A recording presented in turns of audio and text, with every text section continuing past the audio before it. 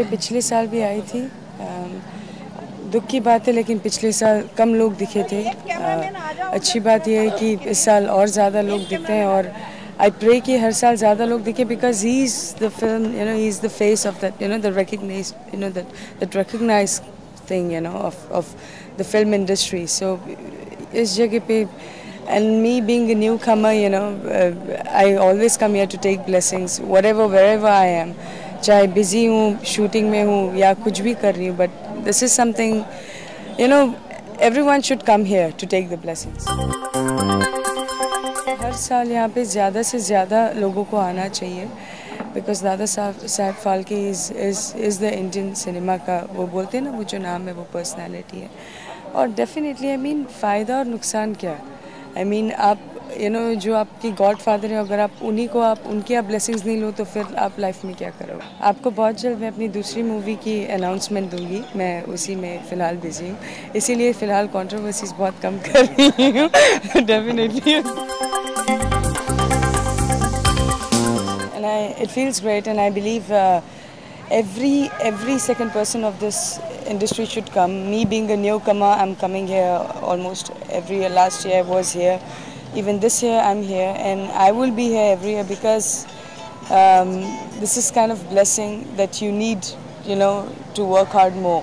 So definitely it feels good, it feels great to be a part of this industry. He is the face of that, the Indian cinema. I believe in, not me, everyone believes in, he's that वो recognize, वो जो बोलते हैं ना, he's that man, that person behind everything. आज जो कुछ भी चल रहा है, everything, he is the godfather. So he has played like the biggest role in Indian cinema. Well, यही चीज़ बुरा लगता है कि मैं एक न्यू कमर होने के बावजूद भी मैं यहाँ पे आती हूँ। पिछले साल भी आई थी, क्योंकि मुझे ऐसा लगता है कि यहाँ पे आना चाहिए, और मैं लोगों को यही बोलना चाहूँगी कि आप कंट्रोवर्सीज करते हो, आप कुछ भी करते हो, शूटिंग करते हो, whatever, but this is something serious that आपको एटलीस्ट 5 मिनट निकाल के आपको आना चाहिए। फ्यूचर प्रोजेक्ट्स, फ़िलहाल अपनी दूसरी मूवी की अनाउंसमेंट बहुत जल्द करने वाली हूँ, इसीलिए कंट्रोवर्सीज नहीं कर रही हूँ। इसलिए बड़ी शांत हूँ। बहुत अच्छी धमाकेदार न्यूज़ के साथ आऊँगी बहुत जल्द, I think almost in a week और 10 days। तो स्टे ट्यून्ड। एफिशिएंट हमारे सब तंत्रज्ञ हो या आर्टिस्ट हो या सब टेक्नीशियंस, जो भी जिस तरह से काम कर रहे हैं, अगर उनको सुदृढ़ रखे। आज हमने देखा तो लास्ट 1 साल में बहुत बार ऐसी न्यूज़ आ जाती है कि कई हमारे सिने जगत के कोई कलाकार हो, कोई डायरेक्टर हो, कोई टेक्नीशियन हो, वो हार्ट अटैक से चले गए। हमारे पढ़ने का, सिखाने का कुछ यही नहीं था, तभी वो सब दादा साहब से सब टेक्निकल जो ये होता है, एडिटिंग, फिर वो तभी तो ज़माने में इतना टेक्नोलॉजी इतना डेवलप नहीं था, तो फिल्म उधर से आता था, वो फिल्म हाइपो में डाल के उसका प्रोसेसिंग करना, उसको परफोरेशन करना, वो सब रात को 2-3 बजे तक वही काम चलता था।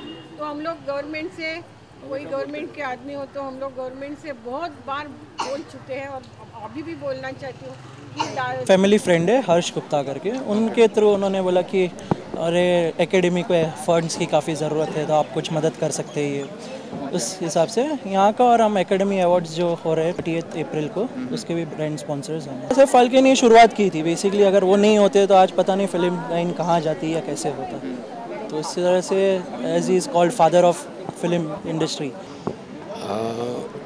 ये मेरे बहुत बड़े सौभाग्य की बात है कि दादा फाल्के के पुण्यतिथि पे मैं आज यहाँ पे शामिल हुआ हूँ, और ये देख के मुझे बहुत अच्छा लगा कि मतलब एक फिल्म में मैं जो काम किया, उसके अलावा भी जो भी किया हूँ, इसके साथ साथ आज मुझे इंडस्ट्री में मतलब कति इतना तो मिला कि दादा साहब फाल्के के कति पुण्यतिथि में कति आ सकूँ, और बस यही बहुत अच्छा लग रहा है मुझे। और एक तौर से ये देखना चाहिए कि सभी को आना चाहिए, सारे आर्टिस्ट को एक साथ बड़े तादाद में होना चाहिए। अभी ये तो नहीं कह सकता कि कब देखने को मिलेगा, कहते बहुत जल्दी देखने को मिलेगा। और मुन्ना मांगे मेम साहब फिल्म का नाम है, इसमें मेरा लीड कैरेक्टर है कहते मुन्ना का।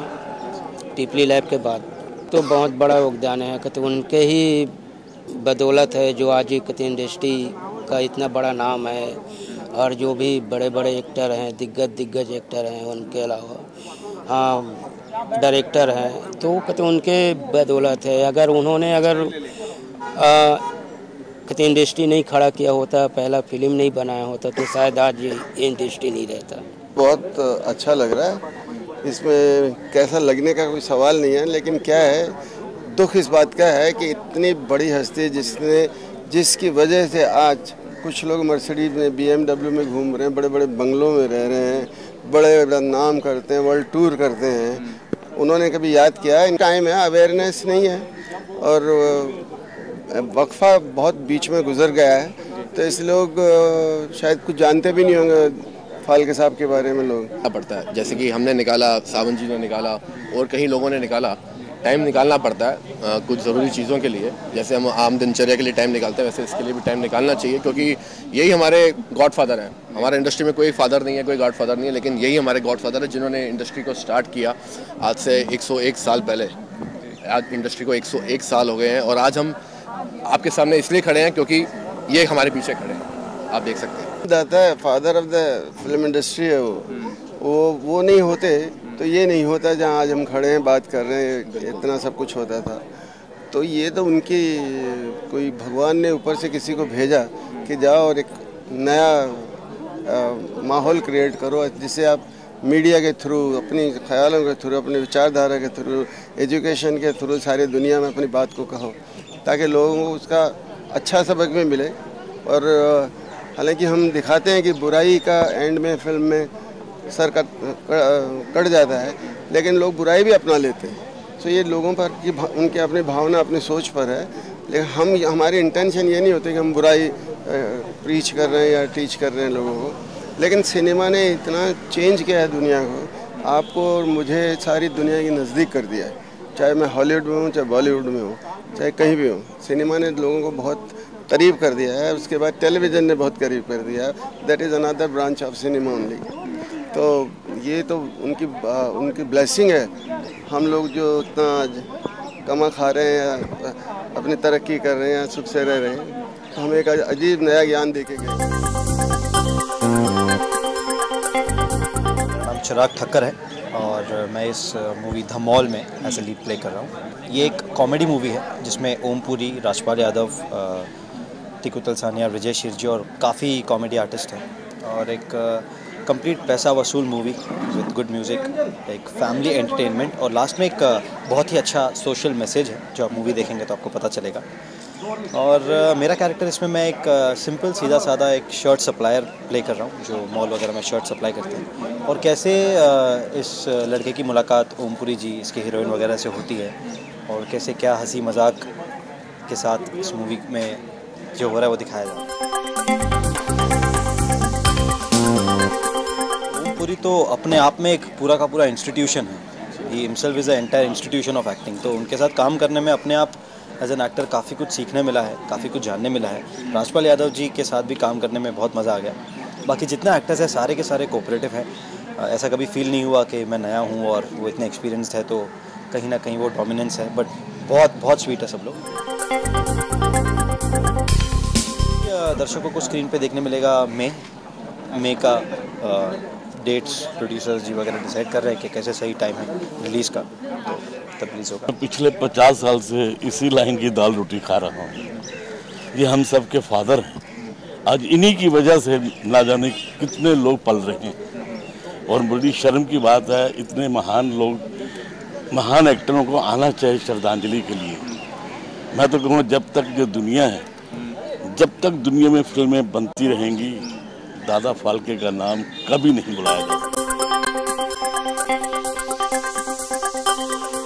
मे भी लोगों को ज़्यादा करके इस चीज़ के बारे में पता नहीं होगा कि आज है नहीं है, like may be they are unaware of it. Feel तो नॉर्मली हो ही गए हैं, बट एज एन माइली तो रिस्पेक्ट जो है वो दिल में है। एंड इनको मैं अपना गुरु मानती हूँ और इनसे मैं अपना आगे अपनी स्टार्ट करना।